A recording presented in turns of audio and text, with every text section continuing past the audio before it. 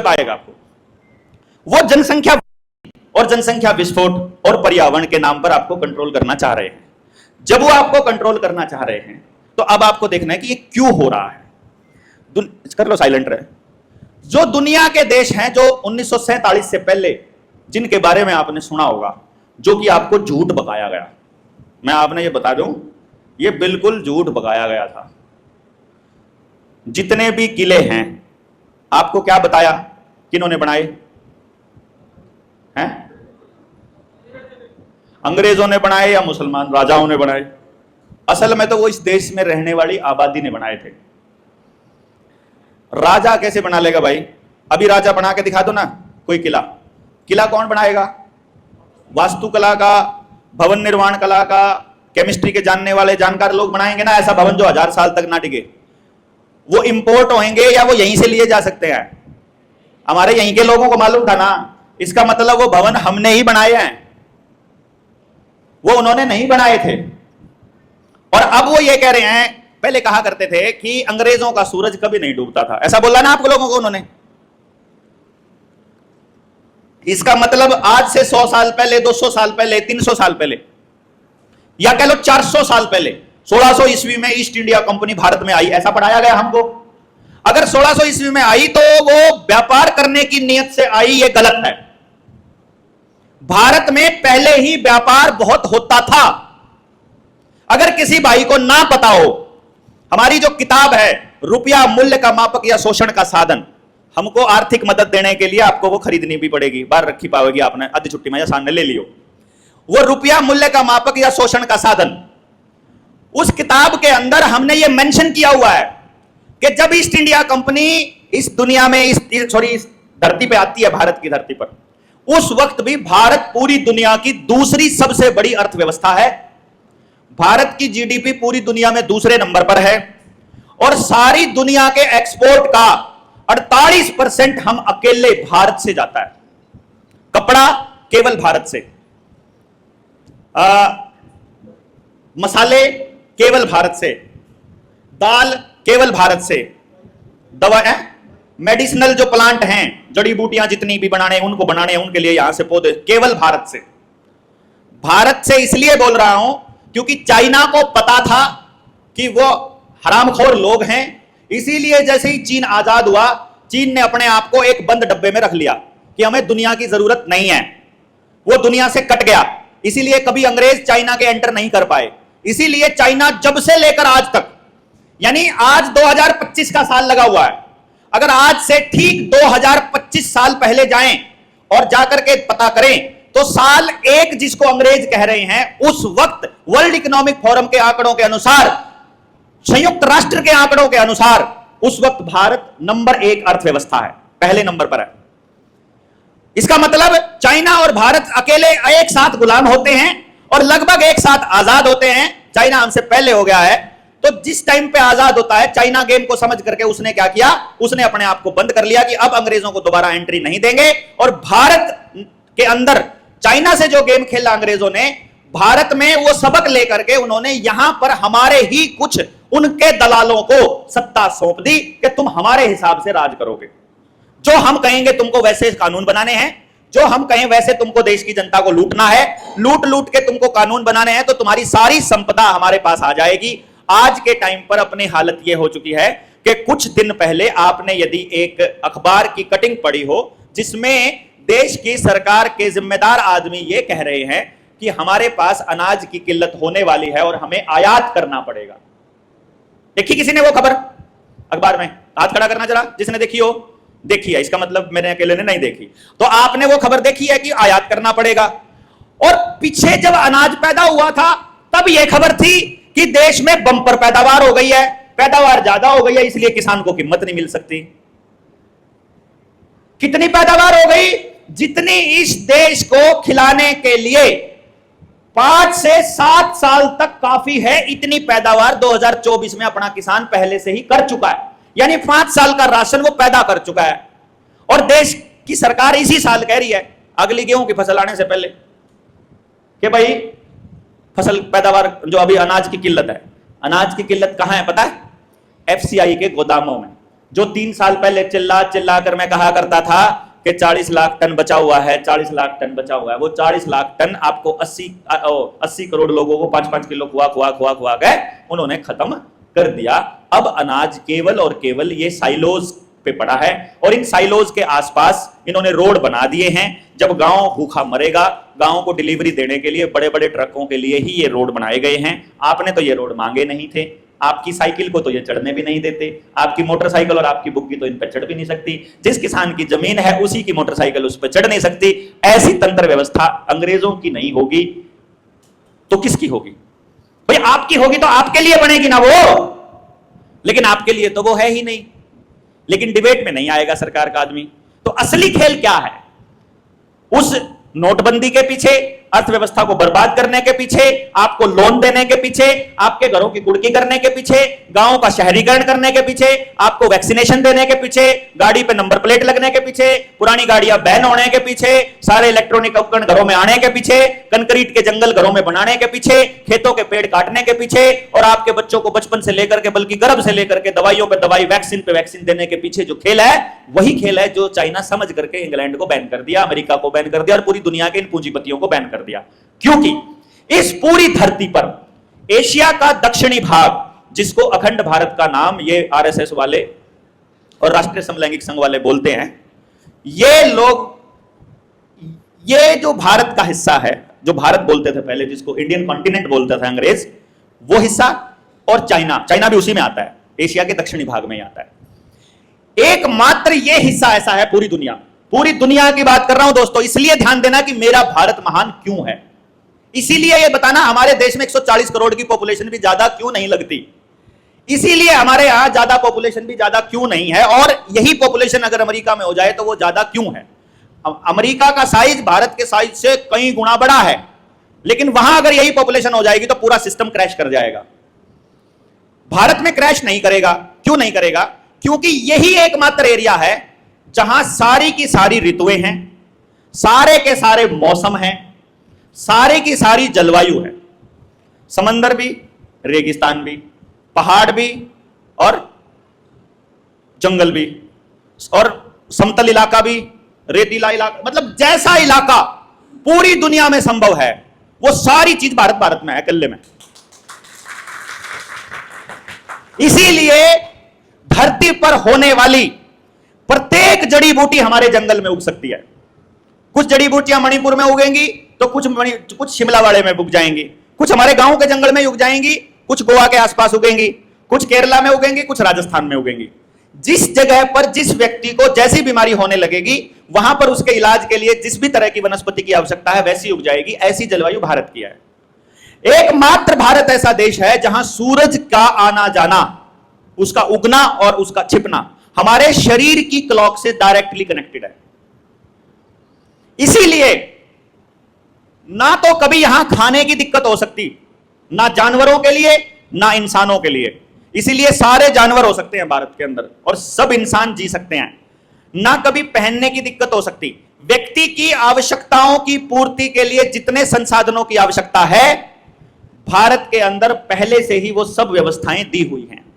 इसीलिए यूरोपियन लोगों को, जिनके ऊपर बैठा है इजराइल को भारत चाहिए, भारत की जमीन चाहिए, वो किसी भी कीमत पर चाहिए। आपके गांव में जो जोहड़ की खुदाई हो रही है, निर्मल सरोवर योजना, वो इंडो इजराइल प्रोजेक्ट के तहत हो रही है। तो जैसे आपके सड़क के ऊपर जो भारतमाला का प्रोजेक्ट है ये इंडो इजराइल प्रोजेक्ट है, जो आपका मेट्रो का प्रोजेक्ट है ये इंडो इजराइल प्रोजेक्ट है, जो आपके डंगरों को टिक्का धरवाने वाला जो साइंस है, टेक्नोलॉजी है, जो आर्टिफिशियल इंसेमिनेशन है, ये इजराइल की टेक्निक है। जो आपके सब्जी के, फलों के जो रिसर्च के केंद्र हैं वो सारे इजराइल के केंद्र हैं। एचएयू हिसार एग्रीकल्चर यूनिवर्सिटी में बीजों के ऊपर जितनी रिसर्च होती है, डंगरों के ऊपर जितनी रिसर्च एनडीआरआई में होती है, वो सारी रिसर्च इजराइल किया है।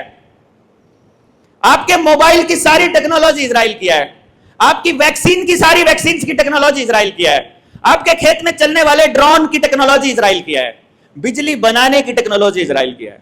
घूम के जाओगे तो वही यहूदियों का ही नाम आएगा लास्ट में आकर के।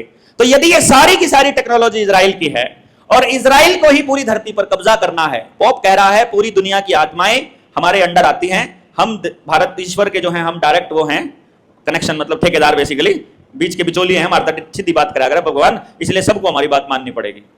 ये इजराइल कह रहा है। और इजराइलियों के इस खेल को तोड़ने का काम सबसे ज्यादा अगर किया है तो वो मुसलमानों ने किया है, क्योंकि इजराइलियों का जो हथियार है, इजराइलियों का हथियार है नशा। पहले था शराब, अब सूखा नशा भी देने लग गए, सिनेमा और ब्याज। और जब मुसलमानों ने इस खेल को समझा तो उन्होंने तीनों चीजें अपनी कुरान में हराम कर ली। देखो, धरती पर इंसान तो इजराइल के होने से पहले और मुसलमान के और हिंदू के और भारत के होने से पहले है। इंसान तो सबसे पहले होगा ना, जात बरादरी और नाम तो बाद में दिए गए होंगे, मैं फलाने का, मैं ढिमकाने का, मेरा नाम देवेंद्र, मेरा यो, तो नाम तो बाद में हुआ पैदा होने के बाद। लेकिन इस धरती पर जीव जंतु और वनस्पति और इंसान तो बहुत पहले से है। तो जब यहां इतने अरसे से इंसान है, इतने अरसे से सभ्यता रह रही है, तो अब इजराइल कैसे कहेगा कि मैं तुमको जीवन जीने की कला सिखाऊंगा, मैं तुमको बताऊंगा तुमको कौन सी वैक्सीन लगानी है, मैं तुमको बताऊंगा खेत में तुमको सिंचाई कैसे करनी है। जिस टाइम पर हमारे पास टेक्नोलॉजी नहीं है, तब तो हमारे पास 20 फुट पे पानी है, तब तो हम सवेरे जावा दोपहर तक नलका लगा खेत में ट्यूबवेल लगा आ जावा, जितनी जरूरत हो निकाल लेंगे। और अब टेक्नोलॉजी आ गया, 1000 फुट पे पानी चला गया, 1000 पे नहीं चला गया, 400 फुट 500 फुट तो नॉर्मल हो रहा है, 300 फुट तो 1200 फुट हो रहा पानी। तो इसका है कितने में 500 पे मोटर। अब जो नेता, जो संगठन, जो व्यक्ति इजराइल के खिलाफ नहीं बोलता, जो इनकी इस पूरी की पूरी पूंजीवाद व्यवस्था को नहीं जानता, वो आपका नेतृत्व कैसे कर लेगा बताइयो? कर लेगा। जिसने बेराए को नहीं समस्या करता रही, जिसने बेराए नहीं खेती के 3 कानून करता बने थे, तो प्रधान जी करता लड़ लेगा। वो जो बताने वाला कौन है? एक बात बताओ, अगर आपकी संसद के अंदर, प्रधानमंत्री कार्यालय के अंदर, मुख्यमंत्री कार्यालय में इजराइल के तैयार किए हुए ट्रेंड एजेंट बैठे हों, तो वो आपके मुख्यमंत्री, प्रधानमंत्री, पार्लियामेंट के सांसद या फिर मेंबर लेजिस्लेटिव असेंबली यानी एमएलए को कुछ काम करने देंगे क्या? बताओ तो राजनीति बदलकर या आप कह लो पार्टी बदलकर या व्यक्ति बदलकर आप पेंटा छुटा लोगे? बताओ ना, बच जाओगे क्या? पार्टी बदलने से या व्यक्ति बदलने से पीछा छूट जाएगा क्या? नहीं छूटेगा। पूरा सिस्टम बदलने से छूटेगा। सिस्टम कैसे? आज के टाइम पे पॉलिटिकल पार्टी चलती है नेता से, नेता के चेहरे से और पार्टी की टिकट से, ऐसे चलती है ना, और पैसे से। मतलब पार्टी, पैसा, पर्सन, पीपीपी और टिकट, इसी से चलती है। अब अपन ये कह दें अगर कि यह व्यवस्था केवल तब बदल सकती है अगर कोई पॉलिटिकल पार्टी का व्यक्ति आएगा आपसे टिकट मांगने, तो वो पार्टी के हिसाब से काम करेगा कि जनता के हिसाब से करेगा? अगर कोई उद्योगपति ने पैसे दिए हैं उसकी टिकट के, तो वो उद्योगपति के हिसाब से काम करेगा कि पार्टी के हिसाब से करेगा?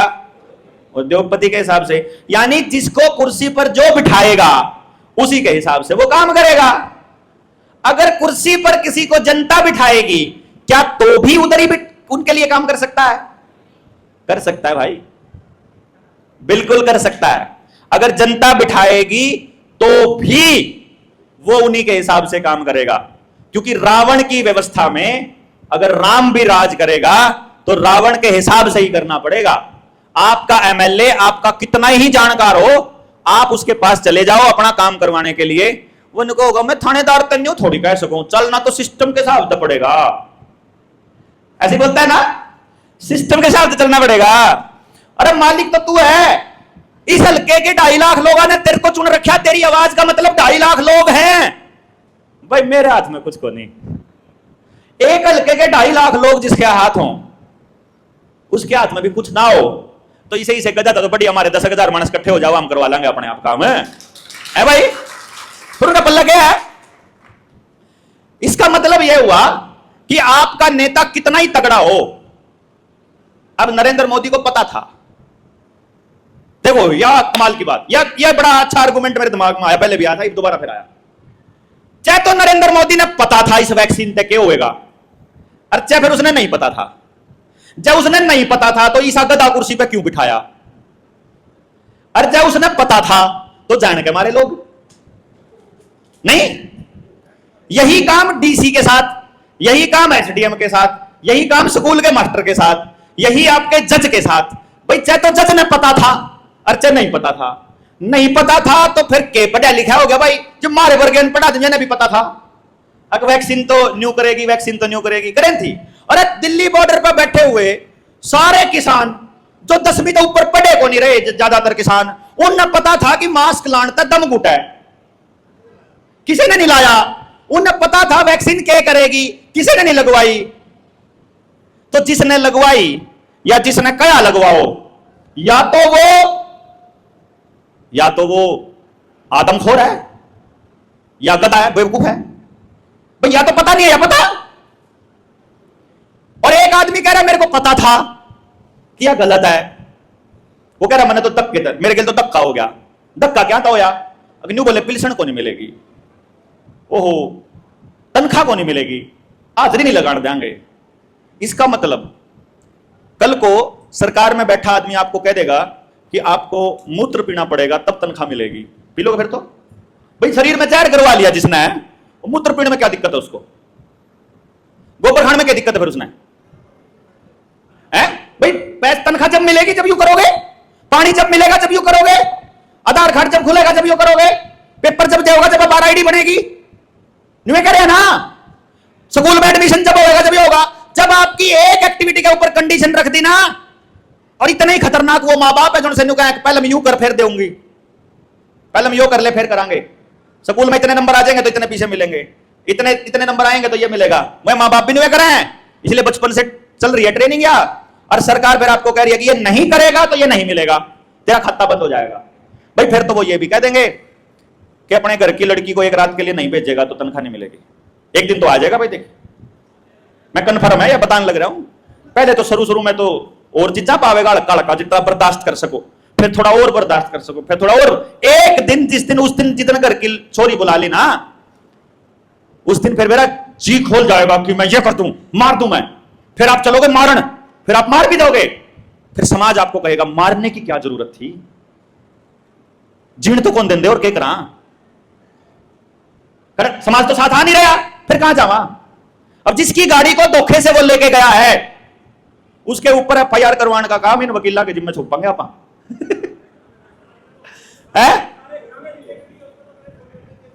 भाई। जो आदमी जबरदस्ती कर रहा है, गाड़ी का पता है कहां खड़ी है, आदमी का पता है किसने धोखा करा है, और सारा ने बस इकट्ठा होकर चलना पड़ेगा। क्योंकि उनने न्यू करना है कि एक बार कैथलाड़ा की गाड़ी करवा ला तो न्यू कह जाएंगे कैथलाड़ा छुड़वा ली ठीक है अपनी। नाक का सवाल नहीं बनाना इसको, मैं बता रहा हूं। एक गाड़ी नहीं आवेगी ना, आओ सुसरी। गाड़ी के लिए जान पे नहीं खेलना, सिद्धांत के लिए लड़ना है। लंबे लड़ांगे, एक गाड़ी नहीं देवेंगे। जिस दिन जनता हमारे पास होगी, जितनी गाड़ी खड़ी होंगी सबके मालिका ने चाबी पकड़वाएंगे ना, जितनी खड़ी होंगी। एक ऐलान करेंगे यार, 30 नवंबर ने जींद में इकट्ठे हो जाओ 1 लाख लोग, लेकिन 1 लाख लोग एक जगह तो नहीं चाहिए। एक गांव में तो 2 गाड़ी चाहिए बस, ज्यादा नहीं। 7000 गांव हैं, मुझे हर गांव से आदमी चाहिए वहां। 1 लाख लोग ला दो। उस दिन वहां से दिल्ली चलेंगे डीजल की गाड़ी लेकर ना, कि देखा तुम रोकोगे के, ठीक है।